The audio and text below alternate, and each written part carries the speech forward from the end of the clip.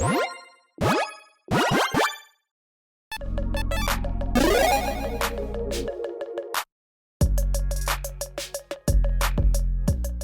everyone, Mitch coming in from not the Commander's Core Studio. Yeah, I made a few mistakes previously. I had to redo that because I kept saying Commander's Core Studio. And clearly I'm not there right now. As you can see, my friend is kind enough to allow me to record here right now while I'm on the road. So, well, let's jump into it. So today's episode comes to you courtesy of one of my amazing patrons, Caleb, who's been supporting this channel as a general tier patron. And I truly can do this without the support from amazing patrons like Caleb. So again, Caleb, thank you so much. And for the personalized deck tech, Caleb chose Sedris the Traitor King, an incredible commander, well, that can help us, well, use and abuse creature ETBs, and also, well, kind of use and abuse creatures out of our graveyard, and maybe keep them from longer than we should. So let's jump into it. A 5/5 zombie warrior for 3 in Grixis colors. Each creature card in your graveyard has unearth for 2 and a black. So essentially, hey, let's get a creature out of our graveyard. Let's just read that real quick. Return the card to the battlefield. That creature gains haste. Exile at the beginning of the next end step, or if it would leave the battlefield, unearth as only as a sorcery. Now, there are, again, when this was initially made, right, they're like, hey, yeah, there's not really ways to get around this. Or maybe they weren't thinking there were certain ways to get around it. Or maybe they were like, hey, that's fine. There's weird ways around it. There are ways where we can essentially say, you know what, instead of losing that creature, we are going to keep it. We are going to say, you know what, we just paid 3 mana to get a creature back, and say, you know what, it was supposed to go away, but now we get to keep it permanently. And again, we get the ETBs, of course, that we can, you know, use and abuse.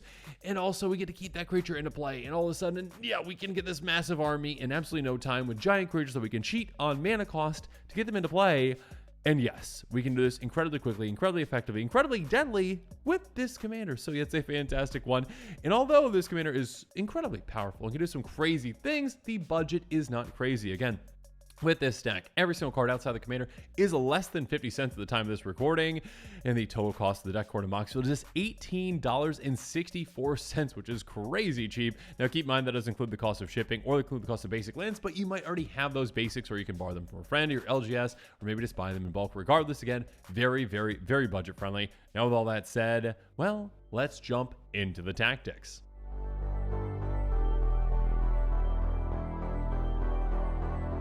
Now let's start things off with the Golden Pig in our first tactic. Again, the Golden Pig is the #1 card out of our 99, and this can really illustrate the crazy things that we can do with this deck. Teferi's Veil is a great card, enchantment for 1 blue. Whenever any creature you control attacks, it phases out at the end of combat. So essentially, it's kind of a delayed phase effect, and one that essentially says, hey, you know what? You're here, but not here. Phasing is a really weird effect, essentially. It's like, hey, you're gone, but you're kind of here, but you're gone. And also you come back essentially next turn. On your next turn, you come back and you're just there. Again, it's like, it's kind of like it's gone, but not there. Phasing's a very old, weird mechanic. And actually, they kind of brought it back. And we'll talk about certain other cards that can help us out. But this one is a way to get around that, hey, your commander is going to be exiled trigger when it comes to unearthing. Because, hey, your creature, again, is like there, but gone, but not there. So yeah, essentially, again, a great cheap enchantment. Again, just 2 mana to get this down and say, you know what? Those creatures that you're cheating out with Unearth, keep them. Just keep them. I mean, they'll go away temporarily, kind of, but they'll also just come back and keep them. So yeah, a fantastic card, and definitely worth the title of Golden Pig.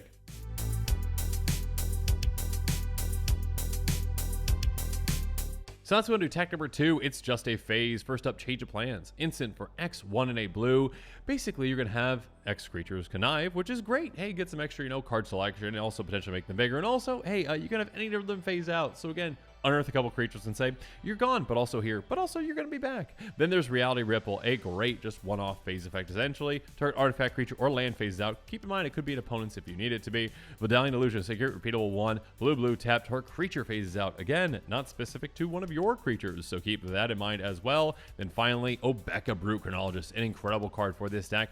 Tap the player's turn is may end the turn, and when that happens, well, everything essentially that's on the stack, you know, spells, abilities, they go away. So yeah, hey, you know, those unearthed, you know, triggers essentially happen. They're like, hey, yeah, these creatures are going to go away, and you're like, no, they're not. That's not going to happen. The turn is over, those things are gone, and we get to keep all those juicy creatures.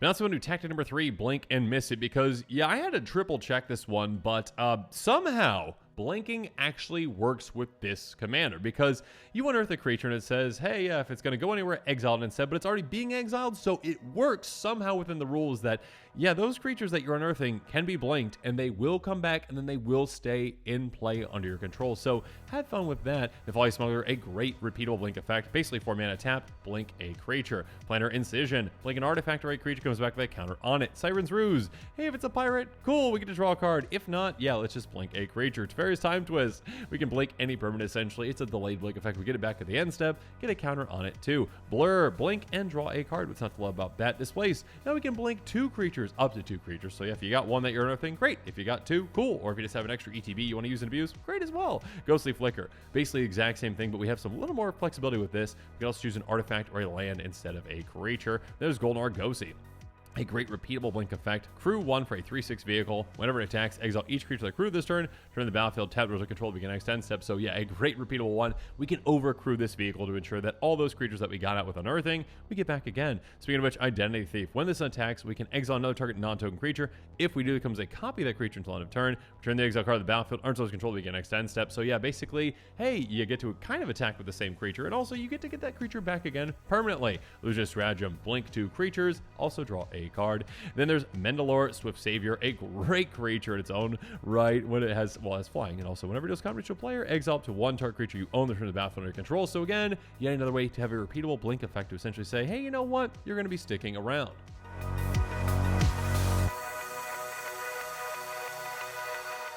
But now let's go into tactic number 4, Search Party, because we have some great tutors for this deck. Shred Memory is a very specific one, but a very good one. You can transmute it away, and all of a sudden, discard this. Go get any card in your library that costs 2.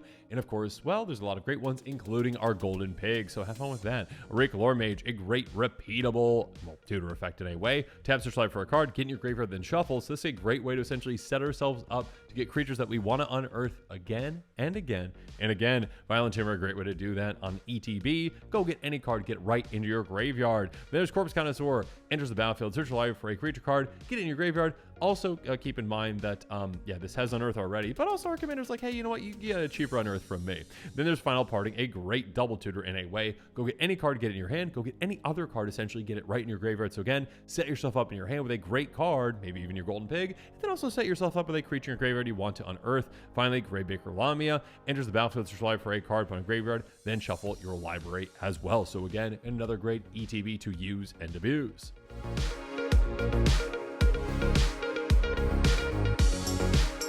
But now let's go into tactic number 5, Spinning Wheels, because yeah, wheels can really help us out by, well, resupplying our hand and also getting a ton of giant juicy creatures into our graveyard. Flux, a great one. Each player can essentially choose to wheel and then draw a card as well. Well, we get to draw the card. Then there's Forgotten Creation. Basically, hey, at the beginning of your upkeep, you can discard the cards in your hand. If you do draw that many cards, yeah, a great way to just dump our hand into our graveyard again. All those big creatures so we can unearth them and then replace them. Neheb, Dreadhorde Champion, a great way to replace them as well. When it does come to a player or Planeswalker, discard any number of cards, draw that many cards, and add that much red mana, and you're going to use that mana until the end of the turn, essentially. So yeah, a great burst of mana for us and a great wheel effect. Imposing Grandeur. Each player can discard their hand and draw cards equal to the greatest mana value of a commander they own, you know, or essentially, hey, have on the battlefield. And yeah, we're going to be drawing 6 when we do this again, because Sedris is decently expensive. Cut Your Losses, a great way to set ourselves up in a massive way. Casualty 2, so we can copy it by sacrificing creature power 2, and then also, or greater I should say, target player mills half their library rounded down. Yeah, hey, you could potentially use this to maybe start out milling an opponent, but more likely, you're going to be using it on yourself to just set yourself up for an absurd amount of creatures in your graveyard that you can utilize with your Unearth effects. Speaking of which, Ruin Grinder, mountain cycling for 2, so we can discard this, go get a land if we want, a mountain. And then also, hey, when it dies, each player may discard their hand, draw 7 cards, so yet another great wheel effect for us. Then finally, Null Spine Dragon enters the battlefield, discard your hand, and draw cards equal to damage dealt to target opponent this turn. That can be an absurd amount of damage. Again, we've got so many powerful creatures in this deck, that can be a ton for us.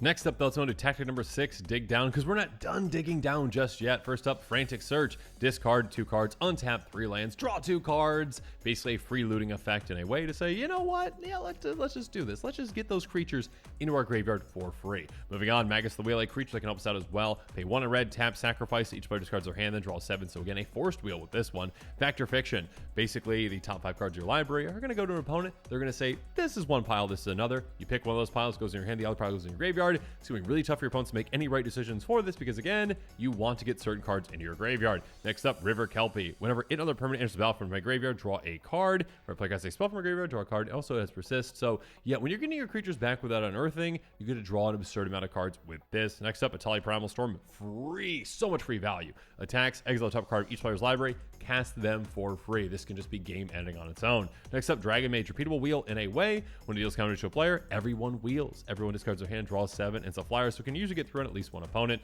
Inspired Sphinx, a great ETB to use and abuse.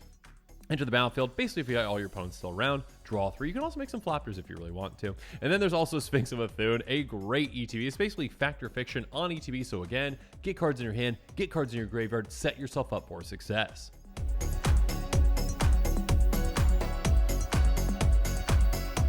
But now we want to do tactic number 7 because, yeah, down and out, this tactic is going to be brutal. We've got so many powerful creatures that can really decimate our opponents in many ways. Bane of Balagat, a 7/5 when it attacks. The defending player exiles 2 permanents they control.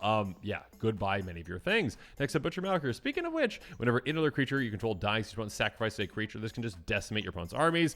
Drakuseth can decimate a lot of things, though. When it attacks, it deals 4 damage to any target and 3 damage to 2 other targets. So that's a lot of damage to dish out. 10 damage to dish out essentially every single time. Speaking of damage, Kerrick the Merciless. Whenever an opponent casts a spell, this can deal damage. You let spells convert mana cost to any target. So take out creatures, take out planeswalkers, take out your opponent's faces. Meteor Golem, take out a lot of things except for lands. And the ETBs, take out any non-land permanent. Overseer of the Damned, ETBs take out a creature, and whenever a non-token creature opponent controls dies, you get a zombie. So this can make a zombie army for you in absolutely no time. Then there's Shard of the Void Dragon. Whenever it attacks, each opponent sacrifices a non-land permanent. That can be brutally effective. Top of that, whenever an artifact is graveyard from the battlefield or is put an exile from the battlefield, you get 2 counters on this. So this can become absolutely massive in no time. Magmatic Force, a ton of damage throughout the game. At the beginning of each upkeep, not just your own, each upkeep. So again, with each trip on the table, that's 4 upkeeps, 3 damage target, any target. So they can be good creatures. You can take out, medium-sized small creatures, planeswalkers, or again, your opponent's faces. Speaking of which, Pestilent Steven, 7/6 flyer. Pay a single black mana, 1 damage each creature in each player. Yeah, basically Pestilence, and a way to take out small creatures, medium-sized creatures, and, well, again, your opponent's faces. Ulamog's Crusher, this one to attack each combat Fable, and it's got Annihilator too. Yeah, we're going to want to attack with this every single combat. Again, Annihilator means, hey, you're going to be sacrificing some things. So we're also running Artisan of Kozilek. If we actually do cast this spell from our hand, hey, you're going to draw a creature card from your grave of the battlefield, great. And if not, hey, it's still a 10/9 with Annihilator too, absolutely deadly.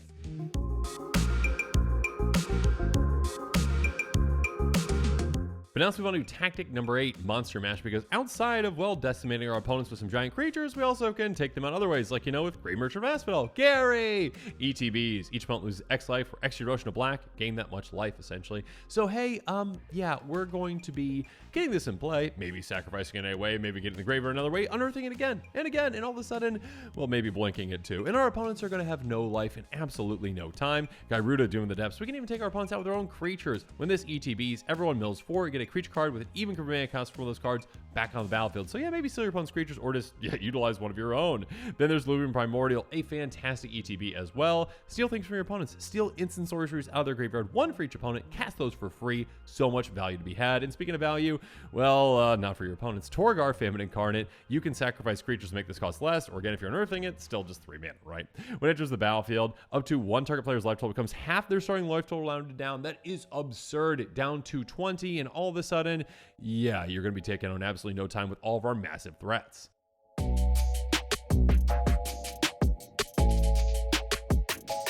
But now so new tactic number 9, less is more, and Balmer Tools is an incredible card for this deck. Activated ability creature cards in your graveyard cost 1 less to activate. And we can also tap zombies to mill things. That's nice, but the most important thing again is, hey, those activated abilities of creatures cost 1 less. That means that our Unearth effect, instead of it being 2 in a black, is now 1 in a black, saving a ton of mana throughout the game. This is a crazy good card for us, and yeah, can really, really save us so much mana you don't even realize.